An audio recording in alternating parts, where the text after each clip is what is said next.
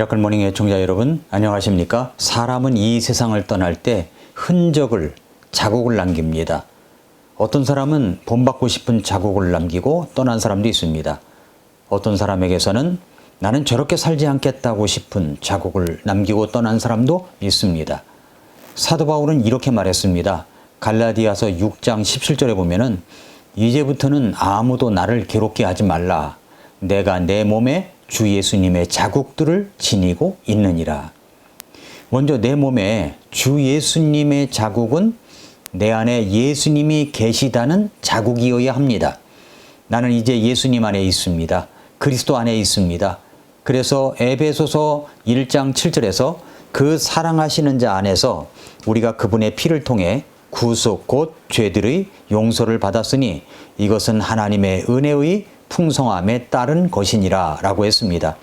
예수님의 피를 통해 구속 곧 죄들의 용서를 받은 자국이 내 안에 있습니다.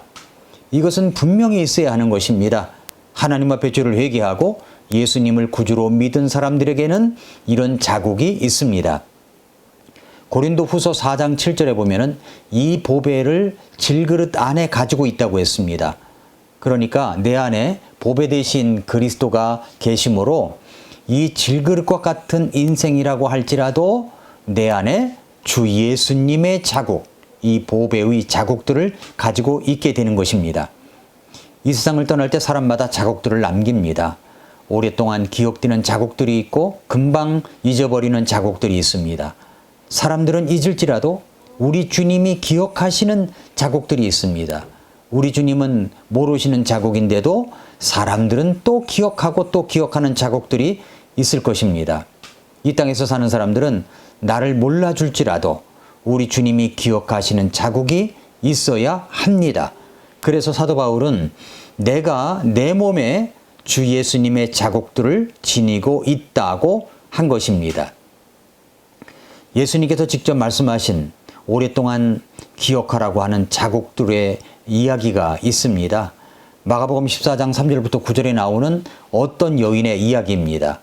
마가복음 14장과 마태복음 26장에서는 이 여인의 이름을 직접적으로 말하고 있지는 않지만 요한복음 12장에서는 그 여인의 이름이 마리아라고 밝히고 있습니다.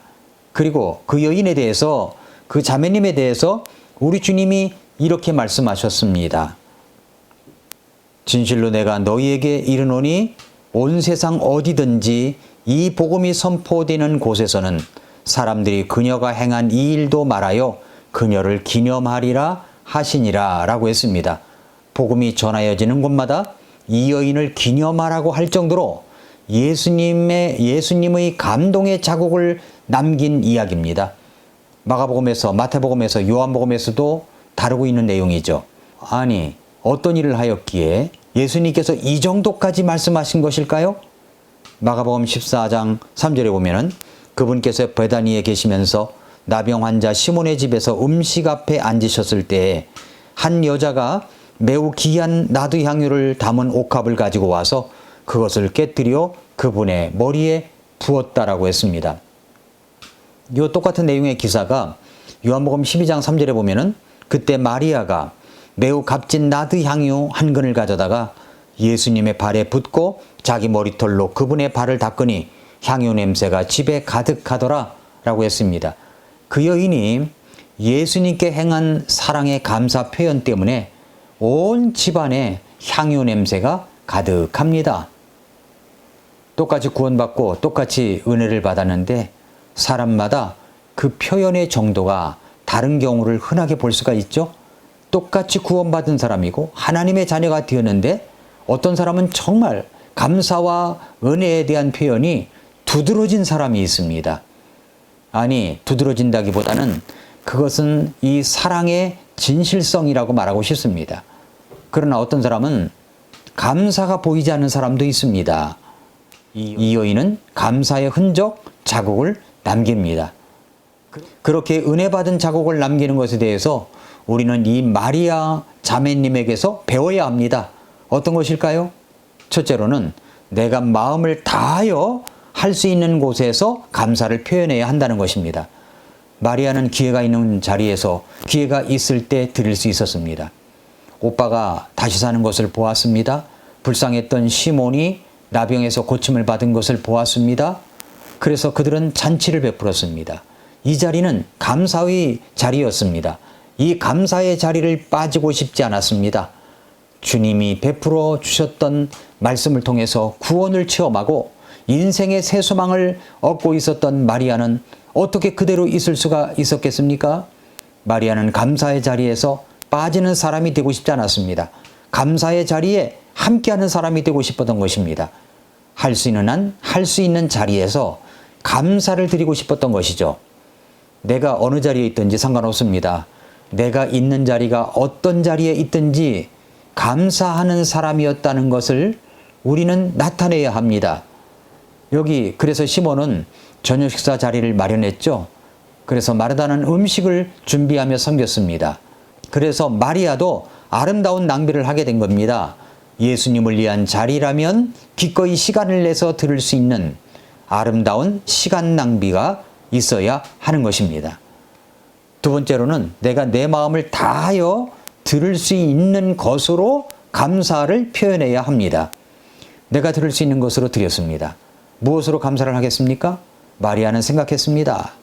그래서 자신이 지금까지 고이 간직하며 모아왔던 인도산 나드 향유 한 근, 값으로 따진다면 1년치 연봉과도 같은 그것을 생각해냈습니다. 가장 좋은 것을 드리고 싶어 합니다. 그래서 마리아는 드렸습니다. 예수님은 그 여인을 예수님에게 선한 일을 행한 여인이라고 칭찬하셨습니다. 무엇으로 나 같은 죄인을 살리신 주님의 은혜에 감사를 표현하겠습니까? 우리는 주일마다 그렇게 내 자신을 먼저 주께 드리고 내게 있는 것을 들을 수 있는 자가 되어야 되는 것입니다. 세 번째로 내가 내 마음을 다하여 할 수 있을 때 감사를 표현해야 됩니다. 지금 해야 한다는 말입니다. 지금. 본문에서 마리아에게 있어서 지금은 언제입니까? 마가복음 14장 1절에 보니까 이틀이 지나면 유월절과 무교절이더라. 수제사장들과 서기관들이 그분을 흉계로 붙잡아 죽일 방도를 구하였으나 그랬습니다. 곧 있으면 예수님께서 십자가에 못 박혀 돌아가시게 되는데 만약 지금 예수님께 이 사랑과 감사의 표현을 해드리지 못한다면, 그래서 인종의 소식을 듣게 된다면 평생 후회를 했을 것입니다. 장례식장에서 죽은 아이의 시신 앞에서 사랑하는 사람이 떠남을 슬퍼하면서 이렇게 울부짖는 소리를 여러분 들어본 적이 있으십니까? 그럴 줄 알았더라면 함께 있는 시간을 더 많이 하였을 걸. 그럴 줄 알았다면 해달라고 하는 것이라도 다 해주었을 걸. 그럴 줄 알았더라면 더 많이 사랑해 주었을 텐데, 그럴 줄 알았더라면 더 많이 순종하고 헌신하였을 걸. 할 수 있는 기회를 잃어버린 사람들의 독백입니다. 다행히 이 마리아는 이 기회를 샀습니다. 에베소 5장 16절에 그랬죠. 시간을 되찾으라. 날들이 악하니라. 이 여인은 할 수 있는 때를 찾은 것입니다. 그리고 주님께 나아가 향유가 들어있는 옥합을 깨뜨려 부은 것입니다. 그리고 자기의 머리털로 씻었습니다. 왜 그랬을까요? 감사해서 그랬죠. 무엇이 그렇게 감사했습니까? 그분이 구세주시오, 나 같은 죄인을 살려주심도 감사하고 오라버니를 일찍 떠나보낼 수 있었는데도 우리 주님이 살려주셔서 함께할 수 있는 소망이라도 가질 수 있다는 사실에 감사했습니다. 저는 이 여인을, 이 마리아 자매님을 마혼힘생 자매님이라고 붙이고 싶습니다. 마음을 다하여, 혼을 다하여, 힘을 다하여, 생각을 다하여 주님을 사랑하고 그 감사를 표현한 자매님, 마혼힘생 자매님. 그 마리아는 이 땅에 자신이 받은 은혜에 대한 사랑과 감사의 흔적, 자국을 남겼습니다. 이런 자국이 사실 오래 남는 것입니다. 사랑하는 애청자 여러분, 성도 여러분, 사람이 한 번 죽는 것은 정해진 것입니다. 어차피 한 번 왔다, 한 번 가는 인생입니다. 그 인생 속에서 우리 주님이 나 같은 자를 구원해 주셔서 새로운 삶을 살게 해 주셨습니다.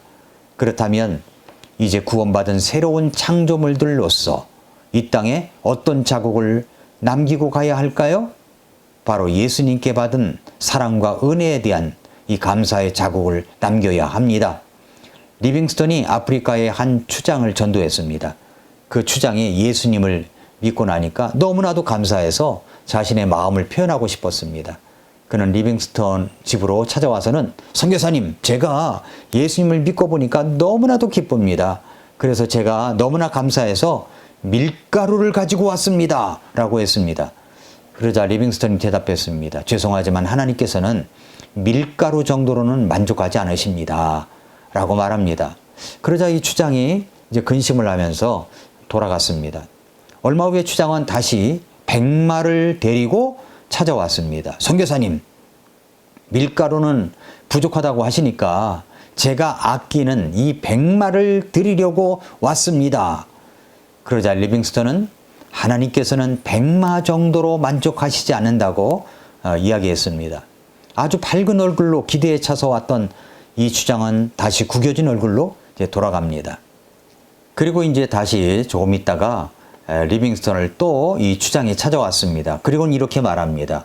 이번에는 제가 머리에 꽂는 핀을 가지고 왔습니다. 이 핀은 추장의 권위와 명예를 상징하는 것입니다. 이것이 없으면 저는 시체입니다. 이 머리핀을 하나님께 드리면 될까요? 그 말을 듣고서도 리빙스턴 선교사는 글쎄요, 하나님께서는 그 정도로 만족하시지 않습니다. 라고 했습니다. 그러자 이 추장이 화가 났습니다. 그것 가지고도 안 된단 말입니까? 그럼 도대체 무엇을 들을 수 있단 말입니까? 이제 제가 남은 것은 아무것도 없습니다. 남은 것은 나밖에 없습니다. 나. 그러자 리빙스턴 선교사는 말했습니다. 맞습니다. 바로 말씀하셨습니다. 하나님께서는 나, 당신 자신, 당신의 마음을 드리기를 원하십니다. 라고 이야기를 했습니다. 자, 여러분, 여러분의 옥합은 무엇입니까? 그것을 깨서 들을 수 있는 기회, 시간은 지금뿐입니다. 내가 마음을 다하여 할 수 있는 곳에서, 내가 마음을 다하여 할 수 있는 것으로, 내가 마음을 다하여 할 수 있는 기회에 들이십시오. 마음을 다하여, 혼을 다하여, 힘을 다하여, 생각을 다하여 우리 주님의 사랑을 표현하는 그 자국이야말로 오랫동안 우리 주님께서 기억하실 것입니다. 그러므로 우리가 이 세상에서 남길 흔적, 바로 우리가 예수 그리스도를 믿고 구원받은 흔적도 있지만 그 흔적이 있다면 이제는 이 땅에서 우리 예수님을 너무나도 사랑한 흔적들, 그 자국들이 남아 있어야 되는 것입니다. 오늘도 미라클 모닝입니다.